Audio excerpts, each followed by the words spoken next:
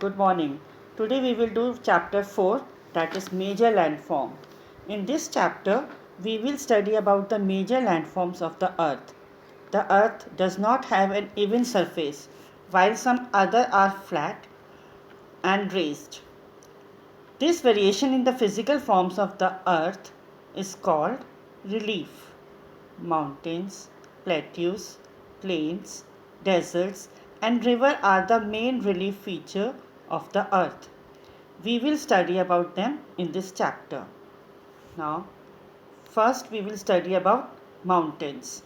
A mountain is a landform that rises high above its surrounding land. It is made of rocks and earth. Usually mountains are more than 900 meters above the mean sea level. Mountains have steep slopes and rounded or conical peaks.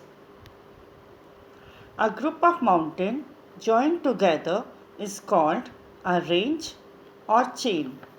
For example, mountain ranges are the Andes in South America and the Rockies in North America. The height and shape of mountain tell their age. Young mountains are high and have pointed peak. For example, the Himalaya. Older mountains have rounded peak and are not so high. For example, the Aravalli. Now, importance of mountain.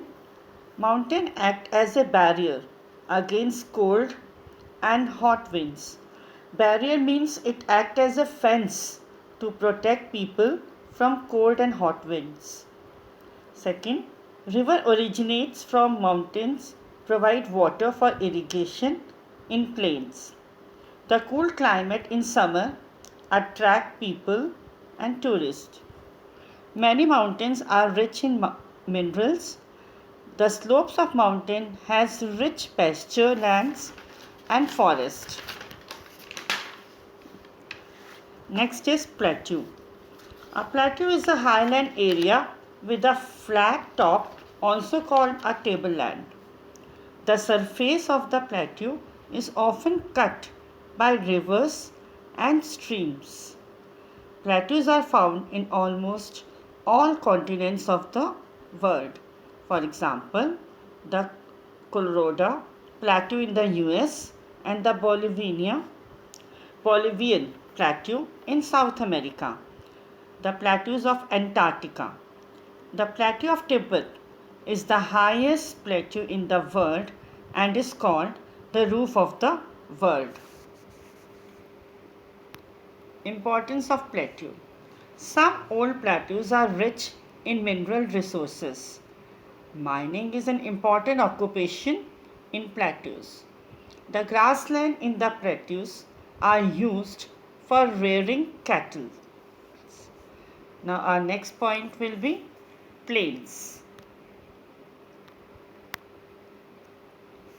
A flat and low-lying land is called plain. These are also called the lowland. Most of the plains in the world are formed by rivers.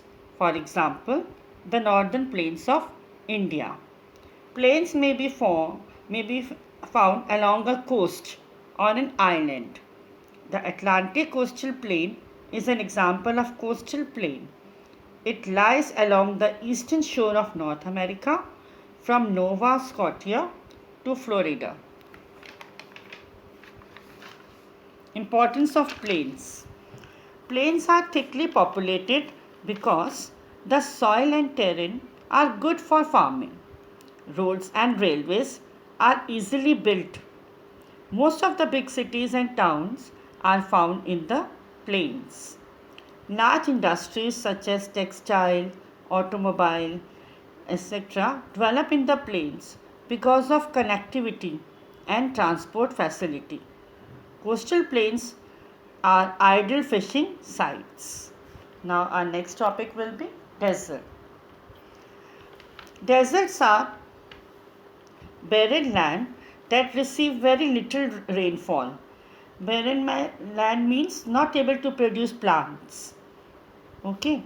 So the region has an arid or semi-arid climate. Arid means very dry. So the region has very dry or semi-dry climate. The days are hot and nights are very cold. Sandstorms are common in all seasons. Sahara in Africa is the largest hot desert, and Antarctica is the largest cold desert in the world. The place in a desert where water is found is called an oasis. Rivers. A river is a natural channel, usually of fresh water, that flows towards an ocean, sea, or another river. A river usually starts high up in the mountains. Majority of river flows into a larger water body like an ocean or sea. The end of a river is called its mouth. A river passes through three stages. First stage is also called the upper course. A majority of rivers originate from mountains. It is as it flows down the slopes, it gains speed. Waterfalls are formed at this stage. For example, river Ganga originates at Gangotri and flows down the slopes till Haridwar. Second stage, that is also called the middle course. The river enters the middle course as it enters the plain. The river speed lessen here. The river now meanders and form loops. For example, river Ganga has this course between Kanpur and Prayagraj. Previously it was called Allahabad. Now third stage is also called the lower course.